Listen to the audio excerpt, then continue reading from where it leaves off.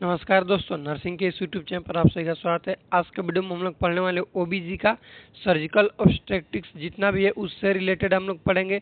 ओबीजी में जितना भी सर्जिकल इंस्ट्रूमेंट काम में लिए जाते हैं, जितना भी मेडिकेशन है, उससे रिलेटेड हम लोग इस वीडियो में एमसीक्यू जानेंगे।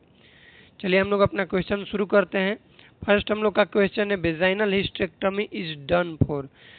क्वेश्चन हम लोग का बोल रहा है कि वेजाइनल हिस्टेरेक्टमी है किसके लिए रिमूव किया जाता है वेजाइनल हिस्टेरेक्टमी। ऑप्शन ए है यूट्राइन प्रोलैप्स, ऑप्शन बी है फाइब्रॉइड यूट्रस, ऑप्शन सी है सर्वाइकल इरोजन और ऑप्शन डी है इंडोमेट्रियल कार्सिनोमा।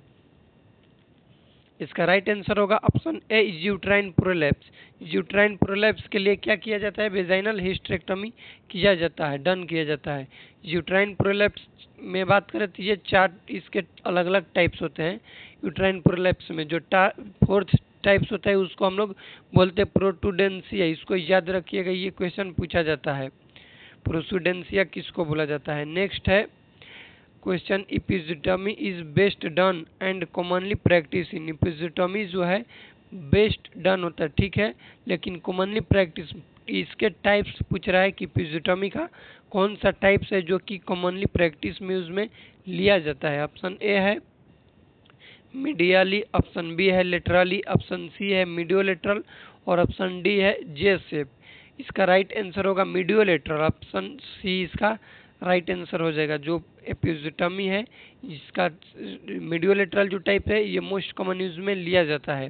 एपिजियोटॉमी को हम लोग जानेंगे कि ये कितने टाइप्स के होते हैं और इसके टाइप्स को थोड़ा सा डिटेल में। पर मीडियोलेटरल जान लेते हैं। मीडियोलेटरल पर लिखे कि it is most common type.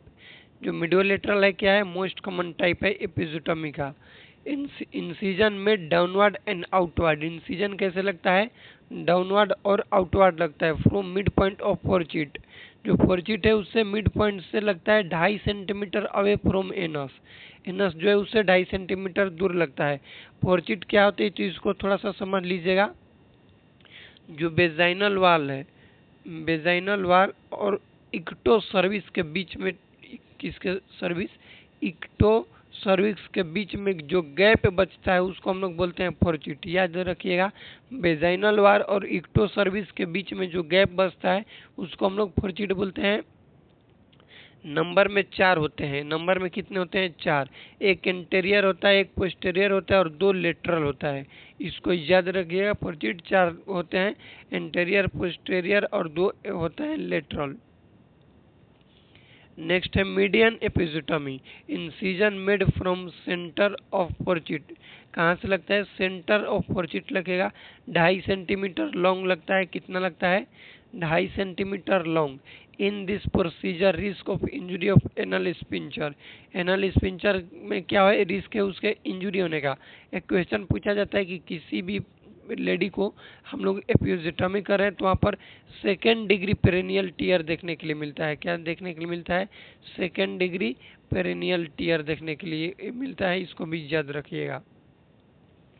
Next हम लोग का है लेटरल। लेटरल एपिजियोटॉमी में लिखे हैं कि इंसिजन मेड 1 सेंटीमीटर राइट और left from the centre of fourchette. जो फोरचिट है उसे इंसिजन हम लोग लगाएंगे, लेकिन एक से राइट या फिर लेफ्ट लगाएंगे 1 सेंटीमीटर का।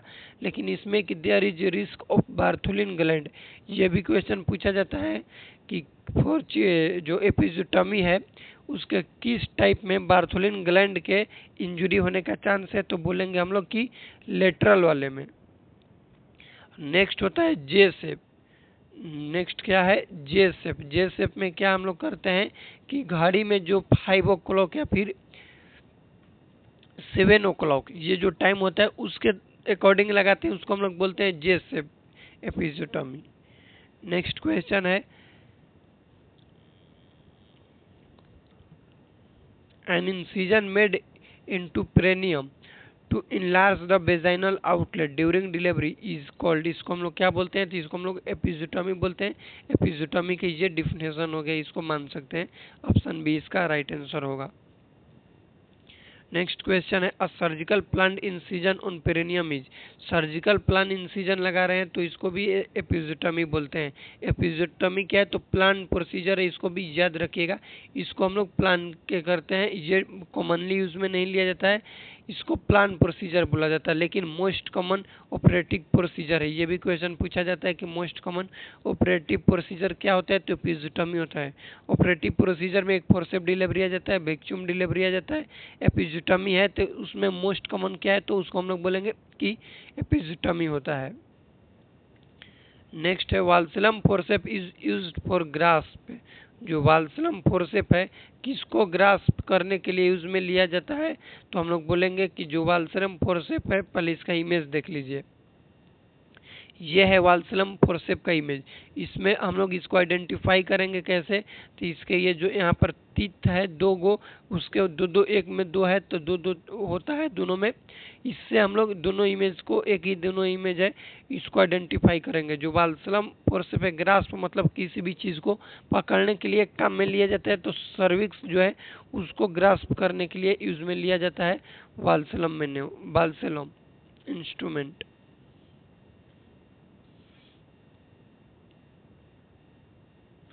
इसका राइट आंसर हम लोग का क्या हो जाएगा, ऑप्शन ए राइट आंसर हो जाएगा। सर्विक्स को ग्रास्प करने के लिए लिया जाता है वाल्सलम फोर्सेप यूज में। नेक्स्ट हम लोग का क्वेश्चन है artificial caput raised by vacuum extractor. Vacuum extractor मतलब जो वैक्यूम डिलीवरी करा रहे हैं तो उसमें आर्टिफिशियल कैपट हो रहा है, तो उसको हम लोग क्या बोलते हैं, फिर आर्टिफिशियल कैपट सक्सीडेनम होता है, उसको हम लोग चिग्नोन बोलते हैं। क्या बोलते हैं, चिग्नोन। इसका राइट आंसर ऑप्शन सी हो जाएगा, इसको भी याद रखिएगा, वैक्यूम डिलीवरी से रिलेटेड ये है। नेक्स्ट हम लोग का क्वेश्चन है RH इम्यूनोग्लोबुलिन रोगाम, जिसको हम लोग NTD भी बोलते हैं। क्या बोलते हैं, NTD is appropriate for a pregnant mother eight 28 weeks of gestation. वो एक मदर है जो कि 28 वीक ऑफ जेस्टेशन पर है, उसको दे रहे हैं रोगाम, तो क्या उसका डोज अप्रोप्रिएट है। डोज बताना है। ऑप्शन ए है 0.6 mcg इन अ सेंसिटाइज्ड क्लाइंट, 50 mcg इन अनसेंसिटाइज्ड क्लाइंट। ऑप्शन सी है 30 mcg इन अ सेंसिटाइज्ड क्लाइंट, और लास्ट ऑप्शन है 300 mcg इन अनसेंसिटाइज्ड क्लाइंट। तो इसका राइट आंसर ऑप्शन डी हो जाएगा, इसको याद रखिएगा। 300 mcg होता है, 300 mcg इन अनसेंसिटाइज क्लाइंट। देते हैं कैसे, तो IM देते हैं, मदर को देते हैं, हमेशा याद रखिएगा। जो RH NTD या फिर RH इनकम्पेटिबिलिटी में रोगाम वैक्सीन दिया जाता है, मदर को देते हैं, विदिन 72 आवर्स देते हैं। यदि डिलीवरी हो गया है तो डिलीवरी के विदिन 72 आवर्स देते हैं। नेक्स्ट क्वेश्चन है prophylaxis of RH incompatibility is done for, तो एडमिनिस्टर करेंगे NTD टू द मदर। अभी आप लोग को बताएं, NTD मतलब रोगाम जो वैक्सीन है वो देते हैं, किसको देते हैं, तो मदर को देते हैं, IM देते हैं, इसको भी याद रखिएगा। नेक्स्ट क्वेश्चन है ripeness of cervix is assist by. Cervix का राइपनेस चेक किया जाता है किसके थ्रू, हम लोग का ऑप्शन है bishop score, Apgar score, new blood score. Blood score, जो न्यू ब्लड स्कोर है इसको तो हम लोग बोलते हैं कि न्यू बॉर्न मैच्योरेटिंग स्कोर जो होता है मैच्योरेशन का, उससे चेक हो जाता है। अपगार स्कोर न्यू बॉर्न में चेक किया जाता है उसको, और बिशप स्कोर क्या है, तो ये सर्विक्स के राइपनिंग को चेक किया जाता है, फिर मेटरनल रेडीनेस ऑफ लेबर के लिए असिस्ट में लिया जाता है। इस क्वेश्चन का राइट आंसर ऑप्शन ए हो जाएगा। नेक्स्ट हम लोग का क्वेश्चन है एर्गोमेट्रिन जो है is use for management of. Ergometrine किसके मैनेजमेंट में यूज में लिया जाता है, तो इसको हम लोग जानते हैं कि प्री इक्लेम्सिया और इक्लेम्सिया तो नहीं होगा, क्योंकि प्री इक्लेम्सिया और इक्लेम्सिया में तो हम लोग मैग्नीशियम सल्फेट देते हैं। ट्वाइंस प्रेगनेंसी होगा। पोस्टपार्टम हेमरेज इसका राइट आंसर हो जाएगा, ऑप्शन बी इसका राइट आंसर हो जाएगा। एर्गोमेट्रिन जो है किसके यूज में लेते हैं, तो पोस्टपार्टम हेमरेज PPH के यूज में लेते हैं, ब्लीडिंग से प्रिवेंट होने के लिए, फिर ब्लीडिंग को रोकने के लिए। नेक्स्ट क्वेश्चन है which prostaglandin help in cervical ripening. कौन सा प्रोस्टाग्लैंडिन का टाइप्स है जो कि सर्वाइकल राइपनिंग में हेल्प करता है। Prostaglandin E1 E2, prostaglandin F2 alpha, या फिर इसे तो टाइप सी नहीं होता है। इसका राइट आंसर ऑप्शन बी हो जाएगा, प्रोस्टाग्लैंडिन E2। E2 जो है किस में हेल्प करता है, सर्वाइकल राइपनिंग में हेल्प करता है, और जो F2 अल्फा है यूट्राइन के स्टिमुलेशन में हेल्प करता है। यहाँ पर लिखे हैं, देख लीजिए। जो E2 है सर्वाइकल रैपनिंग के लिए हेल्प में होता है, और जो F2 अल्फा है वो फॉर यूट्राइन स्टिमुलेशन के लिए हेल्प में लिया जाता है। इसको याद रखिएगा।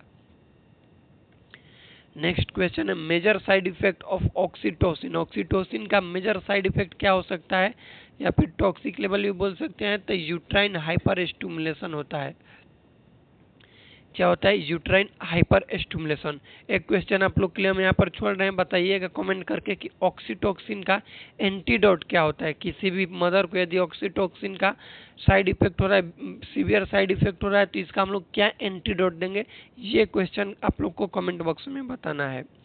इस वीडियो में इतना ही। वीडियो में कुछ भी डाउट होगा तो कमेंट कीजिएगा। चैनल पर नए हैं तो चैनल को सब्सक्राइब कीजिएगा। मिलते हैं अगले वीडियो में, तब तक के लिए जय राम जी की।